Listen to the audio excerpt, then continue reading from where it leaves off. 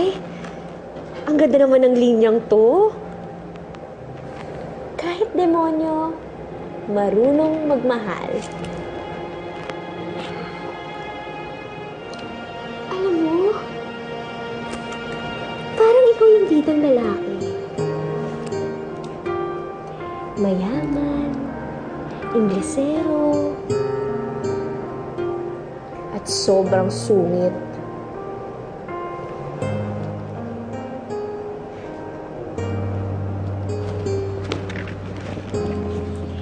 Medyo may hawig din kayo. Ang cute mo pala, no? Kung hindi ka nagsusuplado.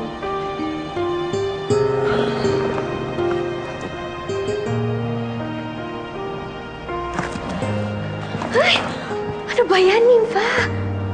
Teka na yan. Asawa yun ni Rosette. Alis, alis, alis, alis!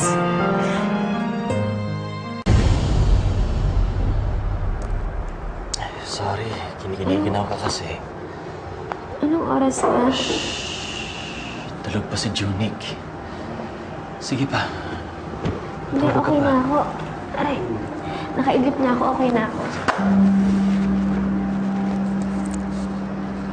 Ano to?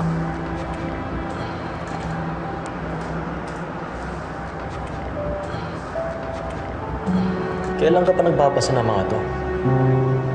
Hiniram ko lang to. Baka kasi antokin ako eh. Alam mo na, pag inatake ulit ng asthma si Junie, at least may gising sa ating dalawa. You stayed up all night for our son.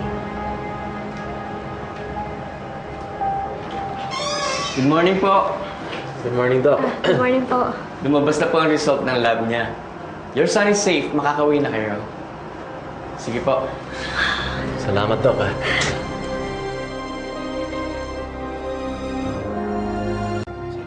Oh, kamusta ka? Hindi ka ba sinasaktan ng Homer? Hindi na. Sa katunayan nga, mas naging mabait siya sa akin eh. Lumalabas lang naman yung sungay nun kapag may kinalaman sa mga bata. Pero pag okay yung mga bata, okay kami. Ah, so pinagtatanggol mo na siya ngayon, ha? Hindi. Hindi naman sa ganun.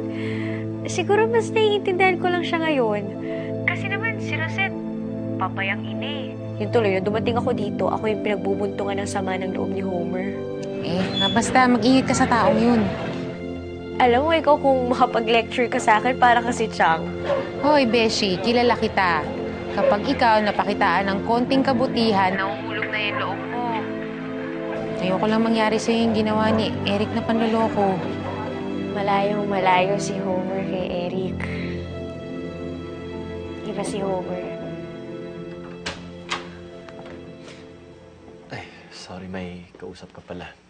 Ah, hindi! Yung si Didi, tapos ko na siya kausap.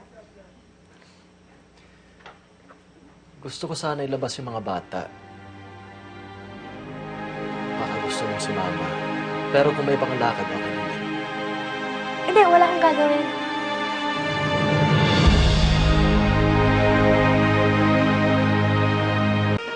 Ang galing, no? Parang hanggang ngayon, hindi pa rin nawawala yung charm ng lugar na to. Naaalala mo pa ba? Yung huling beses tayo nandito. Look, I don't blame you. Yan siguro yung worst proposal ever.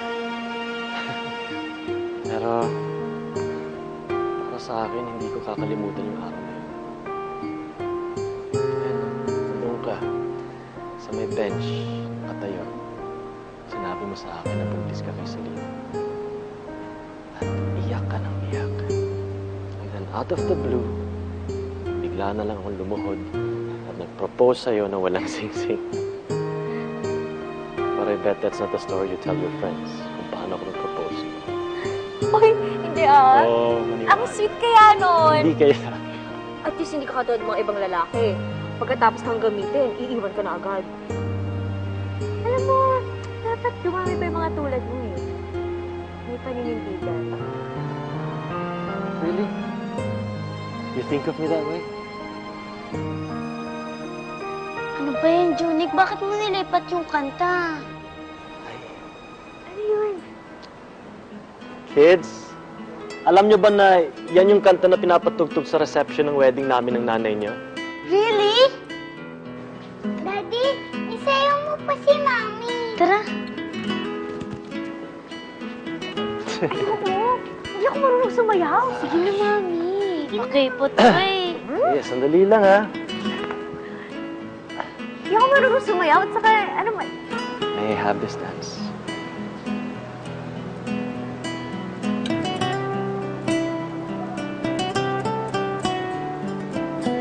Kung hindi mo alam ang steps, just follow my lead. Kalimutan ko na. Ayun, just follow. Pa-side-side lang.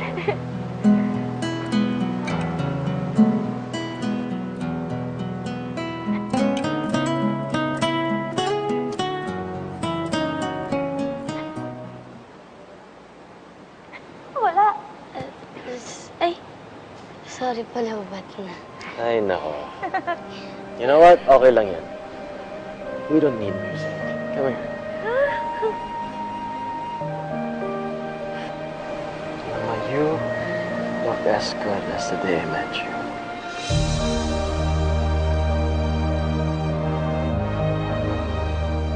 Lalo na yung part na sumayaw sila kahit walang tugtog. Tapos doon niya na-realize ng bida na mahal na pala yung boss niya.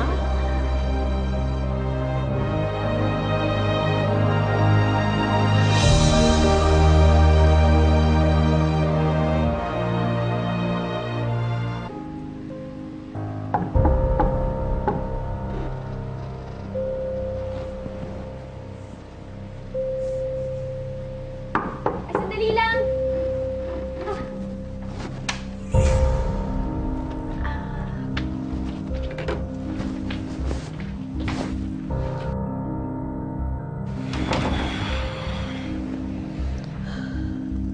Lasing ka ba?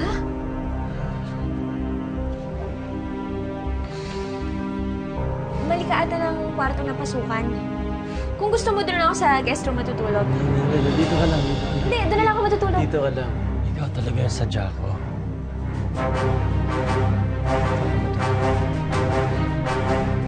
Doon na lang ako matutulog. Di ba sabi mo,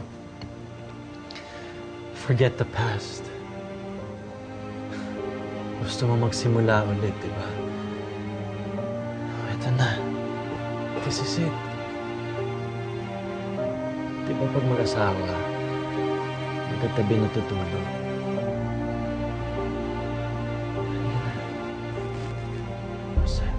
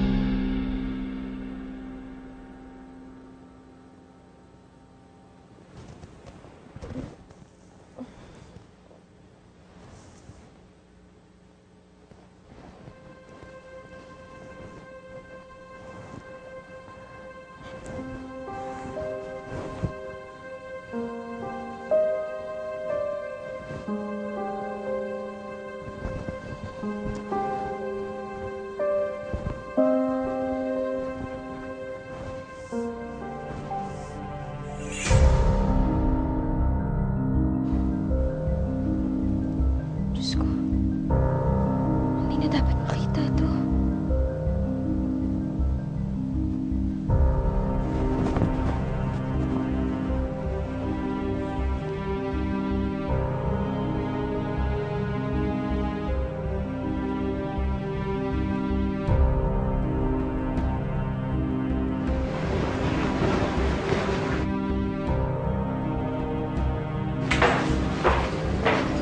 Ma'am!